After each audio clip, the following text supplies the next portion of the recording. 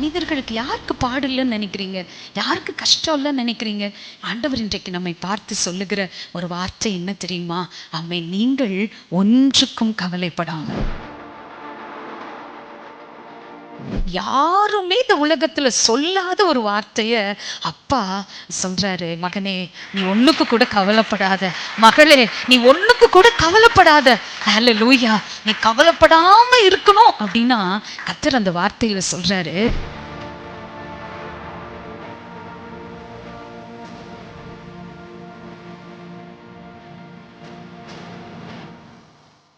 சில நேரங்கள் வாழ்க்கையை திரும்பி பார்க்கும்போதுதான் புரிகிறது, ரொம்ப தூரம் வந்திருக்கிறேன் என்று. நம்மை பார்த்து பார்த்து பராமரிக்கும் தேவனின் அன்பு நம்மை பிரமிக்க வைக்கிறது.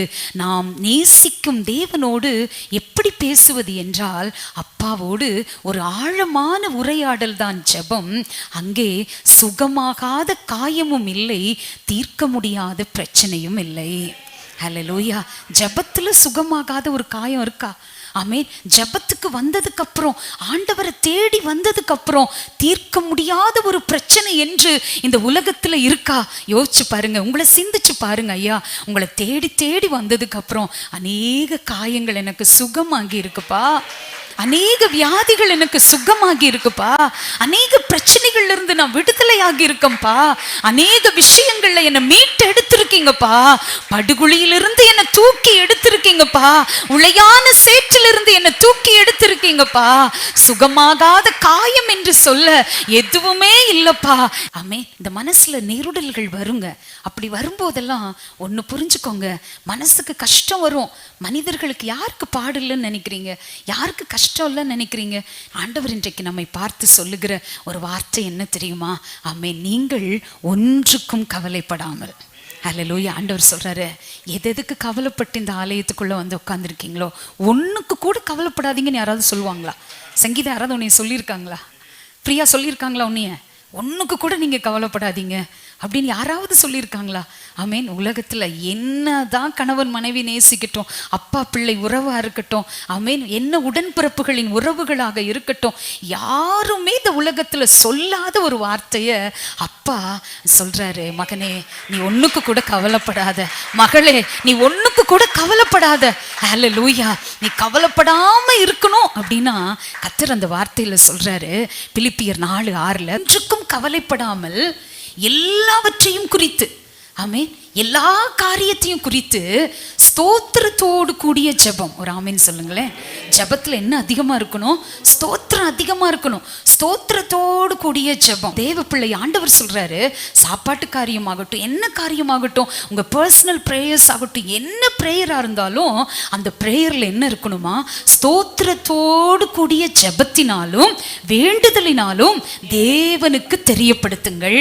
அப்போ எல்லா புத்திக்கும் மேலான ஒரு அபிஷேகம், எல்லா புத்திக்கும் மேலான ஒரு ஆசீர்வாதம், எல்லா புத்திக்கும் மேலான, எல்லா அறிவுக்கும் மேலான ஒரு வல்லமை உங்களுக்காக நீங்க ஜெபித்ததினாலே தேவன் உங்களுக்காக செய்வார். எத்தனை பேர் நம்புறீங்க? எத்தனை பேர் விசுவாசிக்கிறீங்க இந்த வார்த்தையை? நான் ஜெபிக்கும் போது எல்லாத்தையும் கடந்து ஆண்டவர் எனக்காக வேலை செய்வார், எனக்காக கிரியை செய்வார். இந்த விசுவாசம் எது கொடுக்குது அப்படின்னா ஜெபம் தான் கொடுக்கிறது, அவருடைய வார்த்தை கொடுக்கிறது.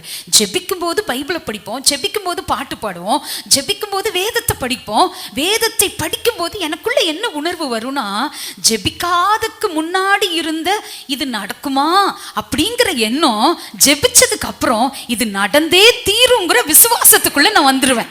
எத்தனை பேருக்கு இது புரிகிறது? ஜெபிக்கிறதுக்கு முன்னாடி இது சாத்தியமான யோசிக்கிற காரியம், ஜெபிக்கிறதுக்கு பின்னாடி இது நடக்கும் அப்படிங்கிற ஒரு விசுவாசத்தின் அபிஷேகத்தை ஆவியானவர் ஜெபத்துல தான் தேவ பிள்ளையை வைத்திருக்கிறார். எத்தனை பேர் ஆமேன் சொல்றீங்க? ஹல்லேலூயா.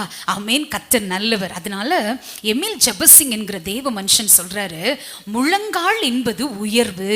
மிகப்பெரிய ஜெப வீரர் அவர், கர்த்தருக்காக வைராக்கியமாய் நின்ற தேவ மனிதர் அவர். அவர் சொல்றாரு, முழங்கால் என்பது என்னது? உயர்வு.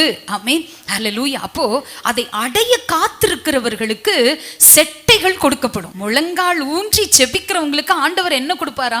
செட்டை கொடுப்பாரு. செபிக்காதவங்களுக்கு பட்டை தீட்டுவாரு. செபிக்கிற பிள்ளைகளுக்கு செட்டைய கொடுப்பாராம். ஆமே. செட்டை இருக்கிறவங்க எங்கேயாவது கூனி குறுகி அப்படியே ஒரு குப்பைக்குள்ள ஒளிஞ்சிருக்கிறத பார்த்துருக்கீங்களா? செட்டை இருக்கிறவங்க எல்லாம். செட்டை இருக்கிறது யார் இருக்கா? கழுகுக்கு செட்டை இருக்கு, குருவிக்கு செட்டை இருக்கு. ஆமே. எல்லா பறவை இனங்களுக்கும் அழகான செட்டைகளை ஆண்டவர் கொடுத்திருக்கிறார். நான் ஒரு பறவை குழிக்குள்ள கிடக்குது அப்படிங்கிறது இல்ல. அது என்ன செய்யும்? ஒரு கோழி கூட தன் குஞ்சுகளை காப்பாற்றுவதற்காக பனைமரத்து அளவுக்கு உயரும் படிச்சிருக்கேன். ஆமென். தன் குஞ்சுகளை காப்பாற்றுவதற்காக என்ன செய்யுமா? உயர பறக்கும். அந்த மாதிரி ஆண்டவர் சொல்றாரு, நீ செபிக்க செபிக்க நான் உனக்கு செட்டைகளை தருவேன். எத்தனை பேர் ஆமீன் சொல்றீங்க?